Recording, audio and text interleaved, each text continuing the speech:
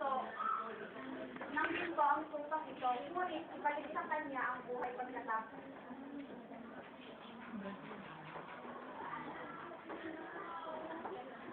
Tinanggal ni Sharai ang balahibo ng tupa.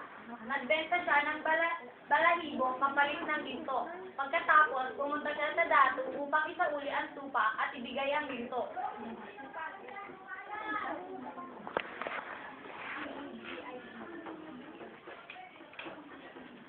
Ngunit, hindi pa tapos ang pagsubok. May sakit ang datong, kailangan niyo ng datong na lalaking kalabaw. Hanapin mo ito. Samantala, sinabi ng datu sa buong kaharian na walang taong maliligo ang maglalaba sa ilog sa kinabukasan dahil maliligo siya roon. Nang gabing iyon, pinatay ni Sharai ang alagang tupa sa banig ng kanyang tatay. Kinabukasan, pumunta siya sa ilog at naglaba siya ng banig na puno ng dugo. Galit na galit ang dato dahil nakita niya ang dugo sa ilog.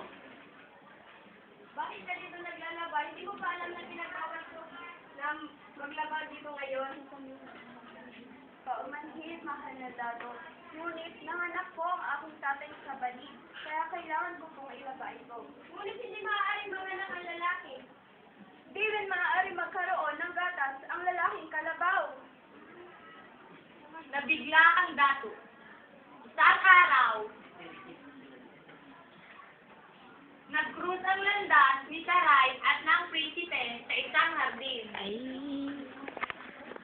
pasok na. Ayan na, ayan na, ayan.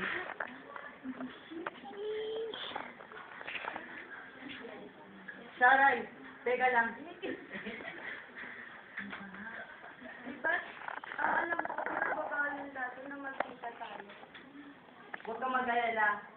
Pumayag ng aking ama na ipakasal tayo. Ano ba si ano? Ba't ka raw ba? Para sa'yo. Hindi ka iiwan, hindi babagayan. Sa akin ay hindi ka iiyak na kahit minsan. Hindi ka iiwan, hindi babagayan. Maraming salamat. Pagkatapos, pumayag na ang dato na ikasal ang prinsipe at si Sharai.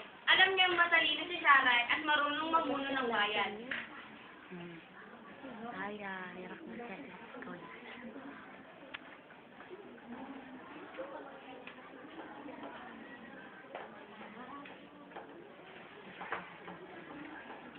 Nakatalikod sa audience.